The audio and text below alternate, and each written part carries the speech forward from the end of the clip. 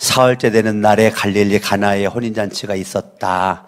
예수의 어머니가 거기에 계셨고 예수와 그의 제자들도 그 잔치에 초대를 받았다. 그런데 포도주가 떨어지니 예수의 어머니가 예수에게 말하기를 포도주가 떨어졌다 하였다. 예수께서 어머니에게 말씀하셨다. 여자여, 그것이 나와 당신에게 무슨 상관이 있습니까? 아직도 내 때가 오지 않았습니다. 그 어머니가 일꾼들에게 이르기를 무엇이든지 그가 시키는 대로 하세요 하였다. 그런데 유대 사람의 정결 예법을 따라 거기에는 돌로 만든 물 항아리 6이 놓여 있었는데 그것은 물 2-3 동이들이 항아리였다. 예수께서 일꾼들에게 말씀하셨다. 이 항아리에 물을 채워라. 그래서 그들은 그 항아리마다 물을 가득 채웠다. 예수께서 그들에게 말씀하시기를 이제는 떠서 잔치를 맡은 이에게 가져다 주어라 하시니 그들이 그대로 하였다. 잔치를 맡은 이는 포도주로 변한 물을 맛보고 그것이 어디에서 났는지 알지 못하였으나 물을 떠온 일꾼들은 알았다. 그래서 잔치를 맡은 이는 신랑을 불러서 그에게 말하기를 누구든지 먼저 좋은 포도주를 내놓고 손님들이 취한 뒤에 덜 좋은 것을 내놓는데 그대는 이렇게 좋은 포도주를 지금까지 남겨두었구려 하였다. 합독합니다. 예수께서 이 첫 번 표징을 갈릴리 가나에서 행하여 자기의 영광을 드러내시니 그의 제자들이 그를 믿게 되었다. 아멘. 우리 앞드리다로 인사합니다. 하늘 복 많이 받으세요. 여러분들이 하늘의 복 많이 받을 수 있기를 예수 이름으로 축원합니다. 아멘. 예. 지나간 한 주간 동안도 이게 길다면 길지만 짧게 지나가는데 여러분 인생에 여러 가지 다가오는 고통과 아픔도 다 물러나갈 수 있길 바라고 하나님이 주시는 평강과 하나님이 주시는 기쁨이 하나님이 주시는 은혜가 긍휼기 사랑이 넘치기를 바랍니다. 아멘. 오늘 3절에 보니까 잔치집에 포도주가 떨어졌대요.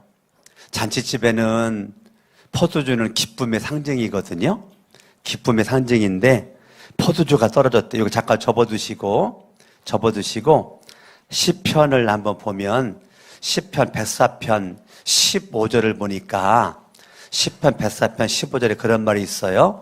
사람의 마음을 즐겁게 하는 포도주를 주시고, 그러니까 포도주는 어떤 역할을 하느냐면 사람의 마음을 뭐 한다고요?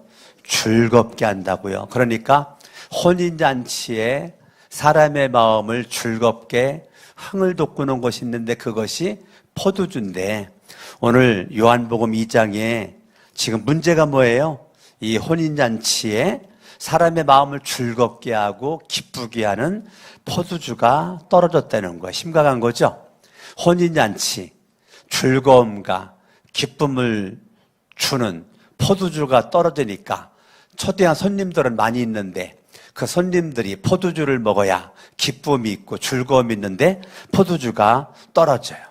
저와 여러분의 인생에도 늘 넉넉하면 좋은데 여러분의 인생에 즐거움과 행복을 가져다 주는 내 인생의 포도주와 같은 것들이 떨어질 때가 있다니까요. 때로는 어떤 사람은 건강에 문제가 생기고 어떤 사람은 재물에 문제가 생기고 어떤 사람은 관계성에 문제가 생기고 여러 가지 삶의 저변 속에서 다가오는 여러 가지 약간 모자른 것, 갈증이죠, 목마름이죠, 안타까운 현실이죠.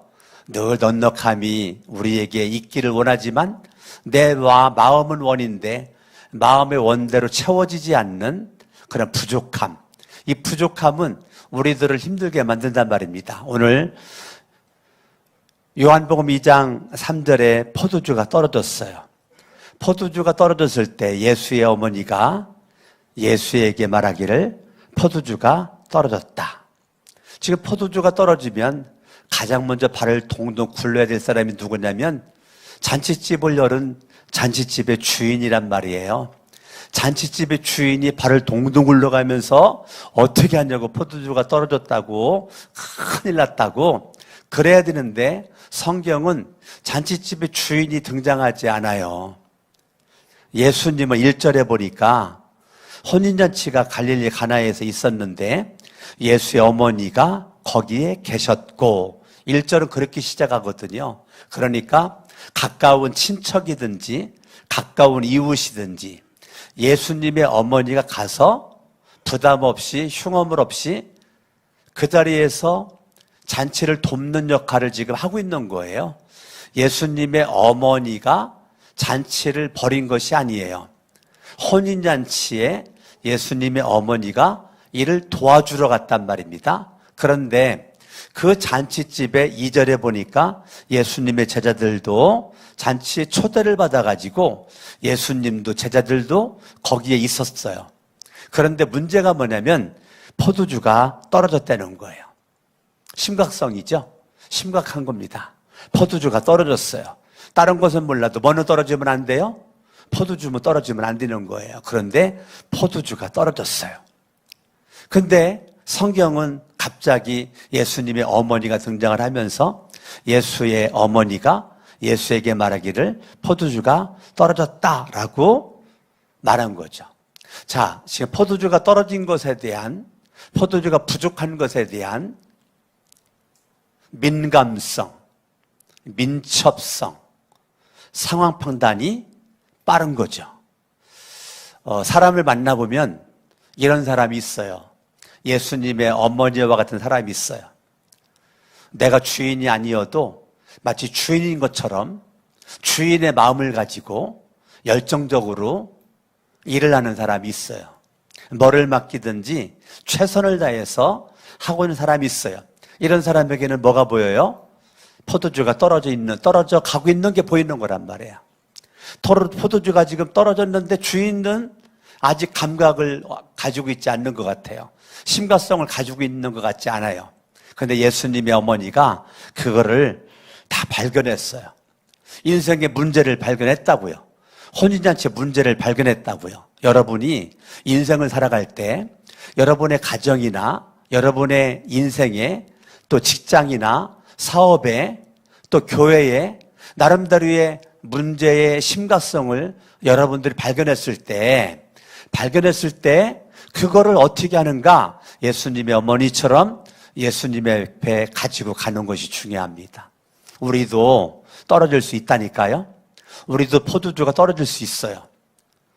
예수 믿어도 예수님이 함께 해도 혼인잔치에 예수님이 지금 있어도 포도주가 떨어질 수 있다니까요. 그때 예수님의 어머니는 첫 번째 아들과 어머니와의 관계죠. 아들과 어머니와 관계로 말하는 거예요. 두 번째는 예수님의 어머니는 마음에 믿음이 있었던 것 같아요. 내 아들이지만 성령으로 잉태된 하나님의 아들이다라고 하는 생각이 있었던 것 같아요. 그러니까 그 문제의 심각성을 맨 먼저 아들인 예수님에게 포도주가 떨어졌다라고 말할 수가 있는 거예요. 여러분 인생 가운데 여러 가지가 부족하고 떨어지고 부족하고 떨어지고 부족하고 떨어졌을 때 대부분의 사람들이 그때 인생에 잔머리 굴리죠. 그때 내가 누구에게 손 벌릴까를 누구에게 비빌까를 생각을 하죠. 그런데 예수님의 어머니는 예수님을 먼저 찾았다는 거예요. 주인을 먼저 찾지 않았어요. 이봐 지금 포도주가 떨어졌다니까 그러지 않았다는 거예요. 예수님의 어머니가 그 잔치집의 주인을 찾아서 말하고 있지 않고 예수님에게 그거를 말했다는 거예요. 말했다가 창피만 당했네요. 4절에 보니까 예수께서 어머니에게 말씀하셨다. 여자여, 그것이 나와 당신에게 무슨 상관이 있습니까? 아직도 내 때가 오지 않았습니다. 자, 어머니와 아들과의 관계를 얘기했는데 아들에게 지금 무시당하고 있는 거예요. 아들이지만 하나님을 알고 얘기했는데 아직 내 때가 이르지 아니했다라고 말하면서 거부를 당하고 있는 거예요. 오늘날 수많은 사람들이 거절당할 때, 사람들에게 거부당할 때, 이때 대부분들이 무너지거든요. 관계성 속에서 내가 거절당하는 느낌을 받을 때, 누군가 내 말을 밀어내고 내 인생을 밀어내고 나를 왕따시키는 것 같고 나를 떠돌림을 시키는 것 같은 그 순간에 대부분들이 와르르 무너진다고요. 와르르 무너지는데 성경 말씀 5절에 보니까 그 어머니가 일꾼들에게 이르기를 무엇이든지 예수님이 시키는 대로 하세요. 그렇게 말했다는 거예요. 예수님의 어머니는 처음의 마음과 예수님과 만난 이후의 마음이 변함이 없는 거예요. 무엇이든지 예수님이 너희들에게 말하는 대로 너희들은 순종해라, 행하라 라고 말하는 거예요. 여러분, 예수님의 어머니와 같은 변하지 않는 믿음이 중요하다니까요. 여러분도 예수님을 바라보고 예수님을 의지하고 예수님을 인정을 하고 예수님을 높이고 여러분 살고 있다면 때로는 예수님이 여러분들을 거부하는 것 같고 여러분의 기도를 예수님이 응답해 주지 않는 것 같고 예수님은 나에게 무관심한 것 같고 여러 가지 일들 가운데서 나만이 느끼는 서운함이 있을 수가 있어요. 그런데 예수님의 어머니는 그런 서운한 감정을 가지고 일꾼들에게 말하지 않잖아요. 여전히 예수님과의 관계에 변함이 없는 모습을 가지고 무엇이든지 그가 시키는 대로 하세요. 마음이 요동치지 않아요. 예수님의 어머니 마음이 여전히 평안합니다. 마음속에 평안해요. 마음이 시끄럽지 않아요. 막 얼굴이 불그락 그렇게 변질되지 않았어요. 무엇이든지 그가 시키는 대로 하라는 거예요. 그 말은 예수 그리스도가 너희들의 왕이다. 예수님이 너희의 주인이야. 예수님이 시키는 대로 행하라 라고 말하는 거예요. 오늘날 우리들의 문제는 예수님이 주인이지 않아요. 저와 여러분들의 문제는 뭐가 문제일까? 여러 가지를 말할 수 있겠죠. 그런데 가장 큰 문제는 예수가 내 인생의 왕이지 못하는 거죠. 예수님이 내 인생의 주인일 수 없는 거죠. 여전히 왕의 자리를 내가 차지하고 주인의 자리를 내가 차지하고 있는 것이 문제입니다. 우리들의 믿음은 오래 믿었건 조금 믿었건 진짜 우리들의 문제는 내가 왕이다. 내가 왕인 거죠. 인생의 사건과 심각성 문제 앞에 여전히 내가 생각하고 내가 말하고 내가 행동하는 거로 다 끝마치는 것입니다. 우리는 주인 되신 예수님에게 인생의 문제의 심각성 가지고 나가야 되는데 머리는 알지만은 나가지 않아요. 발이 움직이지 않아요. 손발이 움직이지 않아요. 내가 여전히 왕이 돼가지고 주인 돼가지고 움직이면서 살아가게 되는 것입니다. 그런데 예수님의 어머니는 무엇이든지 그가 시키는 대로 해라. 마태복음 8장 8절에 보면 백부장이 나오는데 예수님을 만난 그 백부장, 예수님에게 자기 하인 종을 지금 병들었는데 치료해 주길 원합니다. 예수 그리스도가 그래 너희 집으로 한번 가자 그랬더니 아유 예수님 우리 집까지 안 가도 여기에서 예수님 말씀만 해도 내 하인이 나을 거라고 믿습니다. 그래서 예수님이 말했죠. 말한 대로 하인은 즉시 낫게 되었던 것입니다. 예수님이 말씀만 해도 낫는다라고 하는 믿음이 중요한 것이죠. 무엇이든지 그가 시키는 대로 하세요. 무엇이든지 이성적으로 이해가 되지 않아도 내가 경험한 방법으로 이해가 되지 않아도 무엇이든지 예수가 시키는 대로 하라는 것입니다. 6절 그런데 유대 사람의 정결 예법을 따라 거기에는 돌로 만든 물 항아리 6이 놓여 있었는데 그것은 물 2세 동이들이 항아리였다. 정결 예법입니다. 정결 예법. 많은 사람들이 뭐에 관심이 있어요? 정결, 예법, 율법에 관심이 있단 말입니다.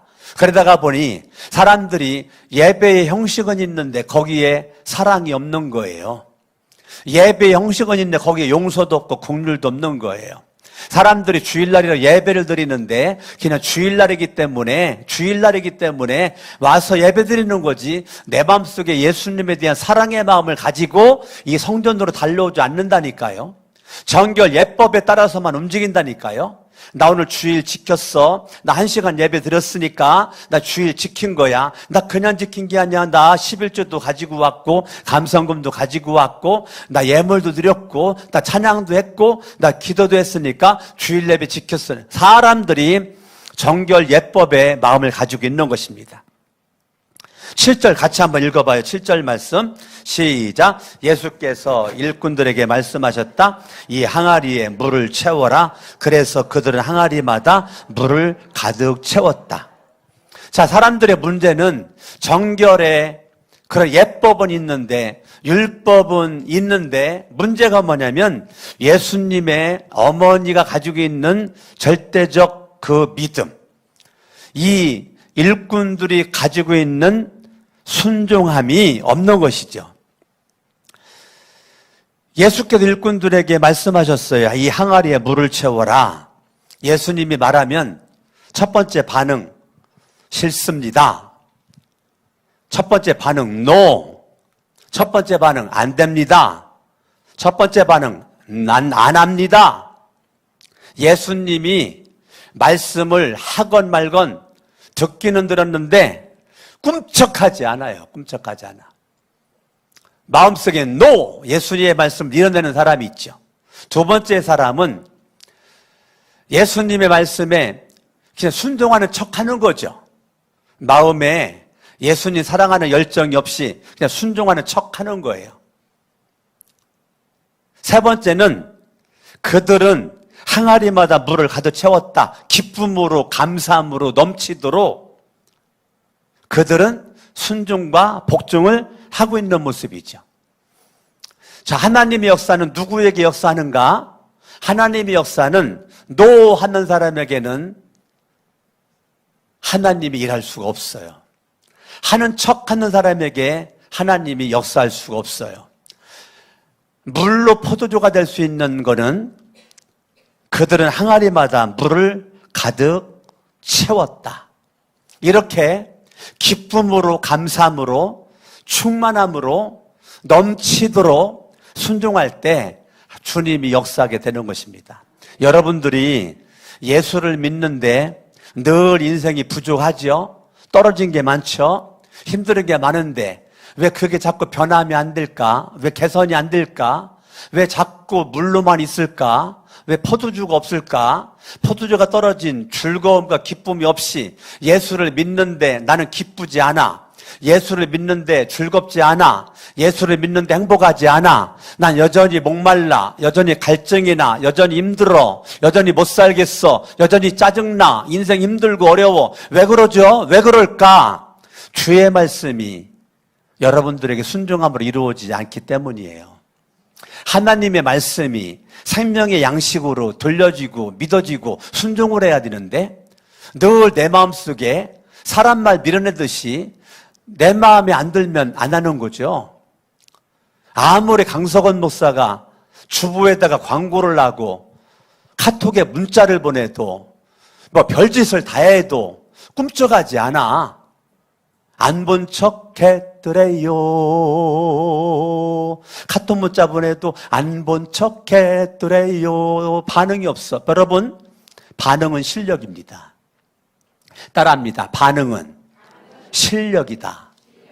여러분들이 반응이 실력임을 모르니까 목사가 문자를 보내도 반응하지 않죠. 목사가 광고를 해도 반응하지 않죠. 그거는 내가 실력이 없는 겁니다. 절대적으로 반응은 실력입니다. 여러분들이 누군가가 여러분들한테 카톡을 보냈건 전화를 냈건 뭐를 냈건 무반응이다. 그거는 상대방을 무시하는 거고 그러한 무시하는 반응은 인간관계에서 바람직한 모습은 아닌 거예요. 사회생활에서 절대 성공하기가 힘들어요. 사람들을 쉽게 무시하고 인정하지 않고 그거는 내가 너보다는 잘났다 그런 반응인 거예요. 무반응은 내가 네 말을 들을 필요가 없어. 왜? 너는 내 아랫사람이니까. 나는 너를 인정하지 않아. 난 너의 권위를 인정하지 않아. 그러니까 나는 무반응할 거야. 네가 카톡을 보내건 전화를 하건 뭐라고 하건 나는 그냥 씹을 거야. 문자 씹을 거야. 내가 껌이요?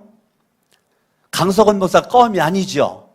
그런데 그거를 쉽게 무시하죠.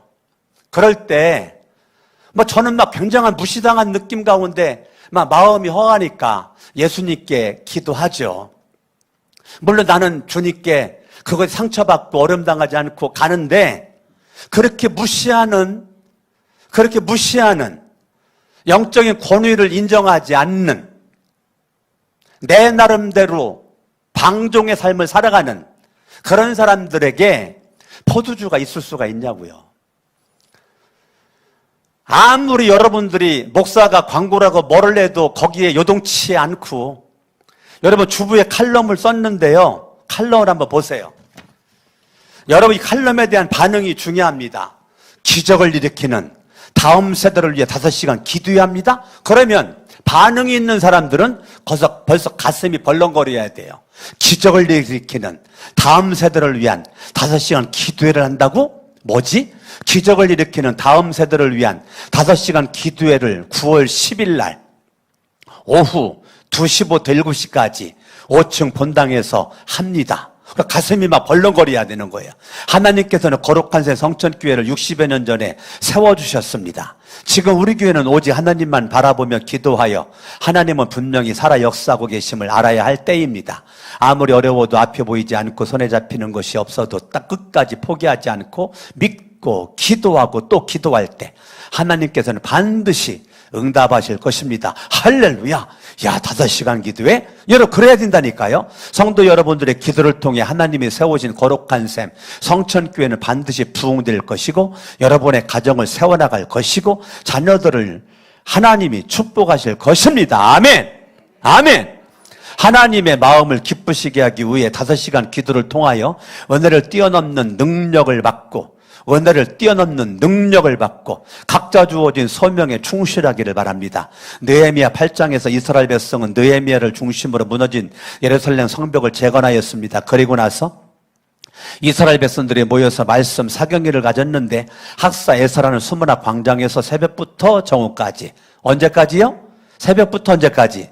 정오까지 남자나 여자나 말귀를 알아들을 만한 모든 사람들을 모았고 그들에게 하나님의 율법책을 낭독하였고 그 뜻을 해석해 주었다. 깨닫게 해 주었습니다. 그랬더니 어떤 일이 일어났습니까? 구절을 보니까 백성이 율법의 말씀을 듣고 다 울었습니다. 하나님의 말씀이 백성들의 심령에 가서 부딪히니 그들의 죄악과 불순종이 떠올라서 회개로 이어진 것입니다. 그런데 이 말씀 사경에는 슬픔만 가져온 것이 아니었습니다. 지도자들이 하나님의 은혜를 기억을 하며 울지 말라고 하며 격려하니 이제는 백성들 안에 기쁨이 넘쳤습니다. 여호와를 인하여 기뻐하는 것이 이스라엘 백성들의 힘이 되었습니다. 새벽부터 정오까지라는 표현만을 보면 이스라엘 백성들이 몇 시간 동안 말씀 사경회를 가졌는지 정확히 알기는 어렵습니다만 5시간 내지 7시간 정도의 시간이라고 추정할 수 있을 것입니다. 이 말씀을 근거로 삼아 5시간 동안 말씀과 찬양과 기도에 집회를 할 것입니다. 느헤미야서에서 나온 이스라엘 백성들의 경험처럼 은혜와 감동에 가득한 시간을 경험한 일들이 나타나기를 원합니다. 5시간이 힘든 시간이 아니고 너무나 힘이 드는 시간이 될 것입니다. 아멘.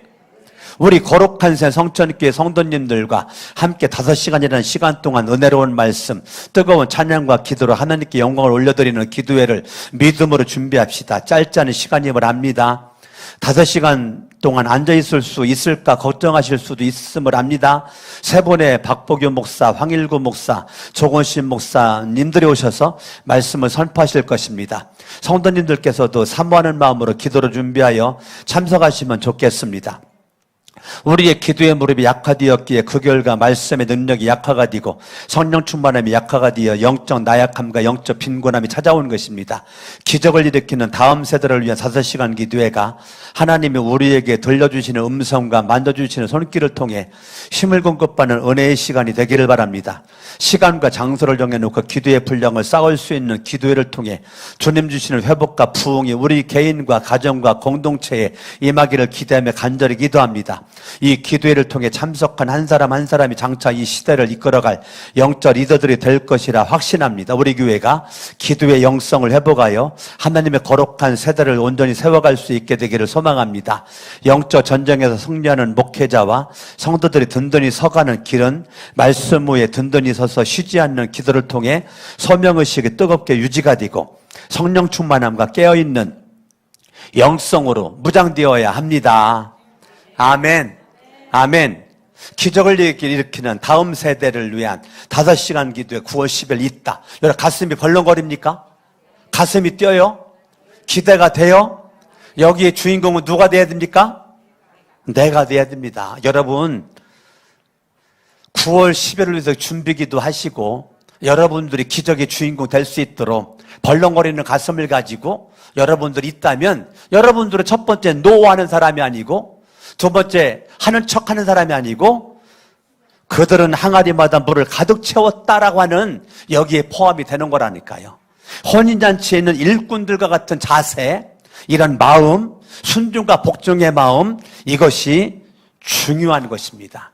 아멘. 여러분 구약성경 열왕기하 13장을 바라보면 엘리사가 이스라엘 왕 여호아스에게 왕이여 활을 한번 쏘십시오. 활을 빵 쏘니까 17절에 열왕기하 13장 17절에 그 화살은 주님의 승리의 화살입니다. 그 화살은 시리아를 이길 승리의 화살입니다. 18절에 엘리사가 화살을 잡으십시오. 왕이 화살 잡으니까 엘리사가 말하기를 왕이여 땅을 치십시오. 그러면 이 화살은 승리의 화살이라니까요. 승리의 화살이니까 그 활을 잡으십시오. 땅을 치십시오. 그러면 어떻게 칠 것 같아요? 치지 않겠어요? 이 화살은 승리의 화살인데 왕이여 그 화살 가지고 땅을 치려면 치야 되지 않거든요. 그랬더니 이 여호아스가 지금 나 보고 있는 거예요 지금? 땅을 좀 치자고 그래. 선지자님 다쳤는데요? 이랬다는 거예요. 여러분들과 강석원 목사들 땅 치랬으면 쳤을지 모르는데 여호아스가 땅을 3번 딱 치고 그만 누웠다는 거예요. 이게 두 번째라니까. 두 번째 선지자나 예수님의 하나님의 말씀에 NO! 하는 사람이 있고 땅을 치는데 땅을 쳐서 뭐 하는 거야 도대체 그 땅을. 그리고 그만뒀다는 거. 몇 번 치고 그만뒀다는 거예요? 3번 치고 그만뒀다는 거예요. 그러니까 19절에 열왕기하 13장 19절에 하나님의 사람 엘리사가 이스라엘 왕에게 화를 내면서 말하기를 임금님께서 5번 치셨으면 시리아군을 진멸할 때까지 쳐버릴 수 있었을 터인데 고작 3번입니까? 고작 3번입니까? 이제 임금님께서는 겨우 3번만 시리아를 칠 수 있을 것입니다 라고 말하는 거예요. 고작 3번만 치고 맙니까?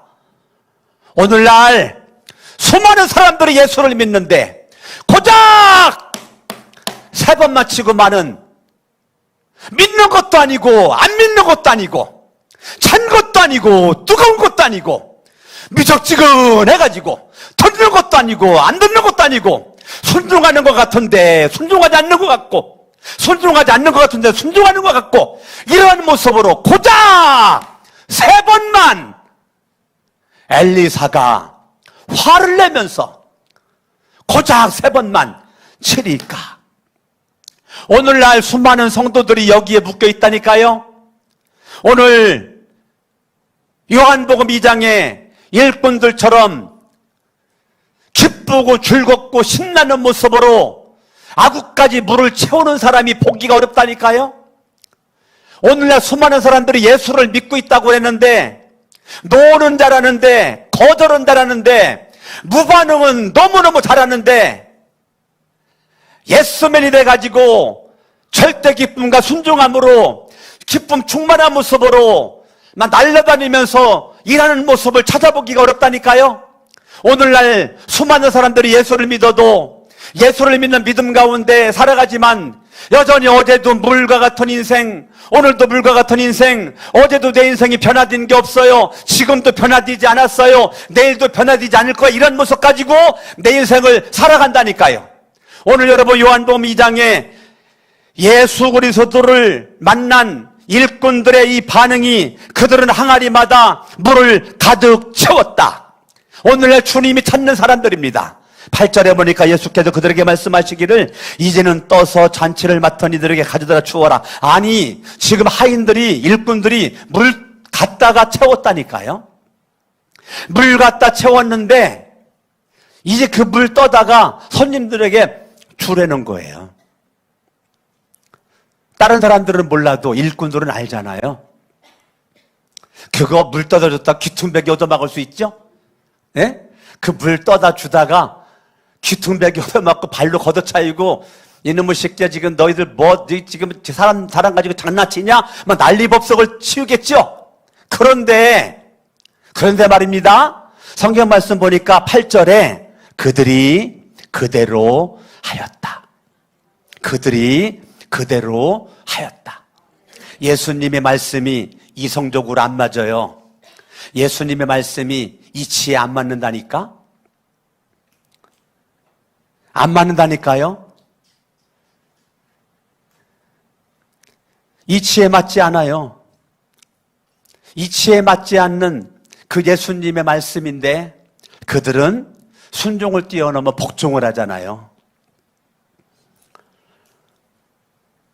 9절에 잔치를 맡은 이는 포도주로 변한 물을 맛보았다. 여러분, 언제 물이 변했어요? 언제 물이 포도주가 되었어요? 예? 어느 시점에서 물이 포도주가 됐냐고요? 모르죠? 언제 됐는지 몰라요. 언제 포도주로 바뀌었는지 모른다니까요?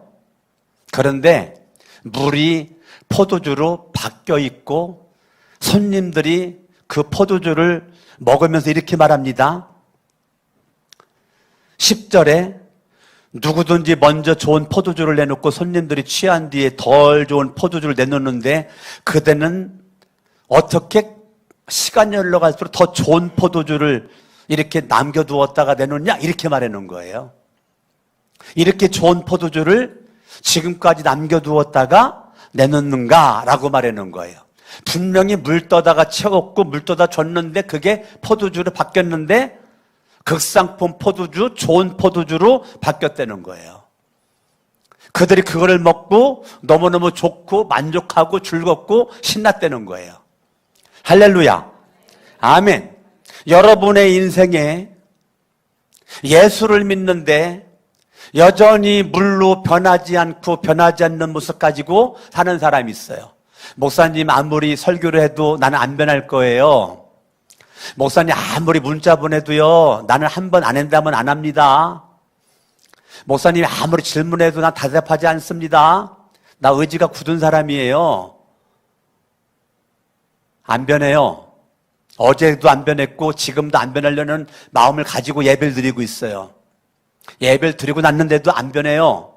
그렇게 안 변하고 살다가 물로 시작해서 물로 끝나는 인생이 있어요. 그런데 많은 사람들이요 물과 같은 인생이었는데 포도주의 인생으로 변한, 예수로 말미암아 변한 인생을 살아가는 사람들이 있다니까요. 달라진 삶을 살아요. 달라진 인격, 달라진 성품, 달라진 삶의 태도와 자세. 계속적으로 변해요. 계속적으로 달라져요. 계속 변합니다. 이런 사람들에게는 기가 막히게 주님께서 포도주를 계속 공급합니다. 계속 포도주를 공급해요. 어제도 포도주, 오늘도 포도주, 내일도 포도주. 근데 내가 변하지 않는 사람은 여전히 목말라요. 여전히 부정적이에요. 여전히 갈증이에요. 그리고 나는 믿음으로 움직인 게 없다니까요. 나 믿음으로 말한 것도 없고 믿음으로 행동한 것도 없고 내가 물이 포도주로 바뀔 만한 순종한 것도 없어요. 그런데 기대만 해요. 아유 빨리 주님이 계시면 포도주로 좀 바꿔줘요. 믿음도 아니야. 뭐 순종하는 것도 없어. 아유 주님이 계시면 빨리 포도주로 좀 바꿔줘 봐요. 자기가 왕되고 주인되고 할 일 다 하면서 가끔가다 생각나면 툭 던져. 포도주를 바꿔줘 봐요. 아니면 나 예수 안 믿으랍니다. 막 예수님에게 막 깡패처럼 막 달려들어. 깡패처럼 막 말을 내. 예수님 이거 나한테 안 해주면 나 교회 안 다닙니다. 나 예수님 안 믿을 겁니다. 그게 믿음이라고 착각을 하는 거죠. 그러니까 여전히 목말아요. 여전히 변하지 않아요. 여전히 물만 바라보고 기쁨이 없이 살아가는 거죠. 내 안에 이 포도주는 예수님의 보혈을 상징합니다. 예수님의 보혈, 그게 구원의 즐거움, 구원의 기쁨. 좋은 포도주는 예수님을 가리키는 거예요. 예수 그리스도를 가리키는 거예요. 11절에 예수께서 이 첫 번 표징을 거기 표징 앞에 니은자가 있죠. 맨 밑에 니은자 보면 예수의 신성을 보여주기 위한 상징으로서의 기적, 헬라어로 세메이온 있습니까? 내성교책은 있는데, 예, 그 표징이 세메이온이라는 세메이온, 사인이래, 사인, 표기판이라는 표기판, 세메이온. 그러니까 근원적 표적이라는 근원적 표적. 그러니까 이 첫 번째 표적을 통해서 예수가 하나님이시다, 이거를 알려주는 거예요. 예수님의 신성을 알려주기 위한 상징이라고요, 이 첫 번째 표적이. 할렐루야. 그러니까 11절에 갈릴리 가나에서 행하여 자기의 영광을 드러내시니 그의 제자들이 그를 믿게 되었다. 첫 번째 표징을 통해서 제자들의 믿음이 성장을 했다는 거예요. 성장. 믿음이 제로였다가 믿음을 가진 것이 아니라 믿음이 있었는데 믿음이 성장을 했다는 거예요. 그리고 온전한 헌신으로 나아갈 수가 있었다는 거예요. 아멘. 더 깊고 깊은 확실한 신앙으로 지금 제자들이 지금 나아가고 있다는 거예요. 그를 확실하게 믿고 있는 것이죠. 여러분들이 어제보다는 오늘보다는 내일 더 믿음이 성숙하기를 예수 이름으로 축원합니다. 아이를 낳는데 아이가 성숙하지 않으면 부모의 아픔이 있지. 보는 사람마다 아픔이 있죠. 아유, 지금 20살인데 7살이네. 뭐 만나는 사람마다 혀를 차죠. 신앙도 똑같습니다. 내가 예수 믿은 지가 몇십 년인데, 예수 믿은 지가 몇 년인데 여전히 지금 말하는 거는 7살이야. 여전히 행동하는 건 7살이야. 살아가는 건 7살이야. 변하지 않았어요. 그러니 사람들도, 주님도, 그러니 어떻게 포도주를 맛보냐고요. 여러분의 인생에 포도주를 언제 맛보냐고요. 마리아와 같은 믿음이 있을 때, 마리아, 사람들에게는, 예수님에게는 예수를 믿다가 실족하지 않는 자가 복이 있다라고 말하잖아요. 예수 믿다가 누구든지 실족하지 않는 자가 복이 있다, 성경에도 나오죠. 그러니까 예수로 말미암아, 사람들로 말미암아 마리아 실족하지 않았죠. 오늘날 수많은 사람들이 예수를 믿는데 예수를 믿다가 예수님으로 말미암아, 사람들로 말미암아 실족하고 실망해가지고 낮아빠지는 사람들이 얼마나 많은지 알아요? 여러분, 그간에 결정합니다. 주먹 쥐고 따라합니다. 나는 예수 믿다가 절대로 실족하지 않는다. 이거 결단을 딱 해야지. 결단하지 않잖아요. 집에서부터 실족한다니까. 집에서부터 남편, 아내, 아들, 딸, 부모 바라보고 실족한다니까요. 교회 와서 실족한다니까요. 그럴 필요가 없어요. 나는 예수를 믿다가 예수로 말미암아 사람들로 말미암아 실족하지 않는다. 딱 먼저 결정하는 거예요. 제가 처음에 예수를 믿고 공주성결교회 사찰로 갔을 때, 사찰로 있을 때 맨 사람 때문에 실족했거든요. 시험 들었거든요. 그것 때문에 아파가지고 울었거든요. 힘들어가지고. 그러다가 어느 날 제가 결단한 거죠. 난 이제는 사람 보고 실족하지 않으리라. 고등학교 졸업받고 사찰로 가고 어린 시절에 많은 아픔이 있었지만 그때 내가 깨달은 거는 사람으로 말미암아 실족하지 않으리라. 예수로 말미암아 실족하지 않으리라. 주님의 섭리와 때 가운데 내가 아직 있다는 것을 깨닫고, 지금 내 때는 대학교를 들어갈 때가 아니고 공주성결교회 사찰로 있을 때구나, 그걸 알고 그때부터 주님 때문에 내가 시험 들지 않았고 사람 때문에 시험 들지 않은 것이 지금까지 그렇게 하고 있다니까요. 여러분들이 아무렇게나 저한테 대해도, 뭐 목사로 인정하지 않아도 나는 많이 울죠. 여러분들이 목사로 인정하지 않는 내 열정에 무반응하는 여러분들 때문에 저는 울죠. 그러나 실족하지는 않습니다. 여러분들에게 무시당하는 느낌을 한없이 받지만, 마음이 아프지만 그것에 실족하지는 않습니다. 여러분들이 불쌍하고 목사는 예수의 마음을 여러분 잘 되길 원해서 주부의 광고도 하고 칼럼도 쓰고 카톡도 보내고 때로는 전화도 하고 그렇게 하지만 여전히 꿈쩍하지 않아. 너 거대한 바위야. 꿈쩍하지 않아. 그래, 나도 어쩔 수 없어요. 물론 어쩔 수 없는 것에 예수님이 십자가에 못 박혀 죽으셨어요. 그러나 인생이 불쌍하잖아요. 나 여러분 잘 되길 원하는데, 빨리 물과 같은 인생이 포도주로 바뀌었으면 좋겠는데, 포도주로 바뀌는 것이 이 목사의 소원인데, 내 자식보다 여러분들이 잘 되기를 원하는 것이 이 목사의 마음인데, 여러분들에게 조그만한 것에 실족했다고 그러고 시험 들었다 그러고 거기에서 왔다 갔다 그러고 영적인 7살로 변하지 않아. 그리고 하나님 말씀을 듣지를 않아요. 하나님 말씀 읽으라고 그렇게도 안 읽어요. 하루에 밥 3끼는 꼬박꼬박 먹을지 했겠지요? 간식도 먹겠지요? 근데 말씀은 하루에 한 장도 안 읽어요. 그리고 예수를 믿으니까 포도주가 내 인생에 있을 수가 없는 거죠. 날마다 목마르죠. 날마다 갈증이 나죠. 힘들죠. 나는 여러분들이 포도주가 흘러 넘치기를 예수 이름으로 축원합니다.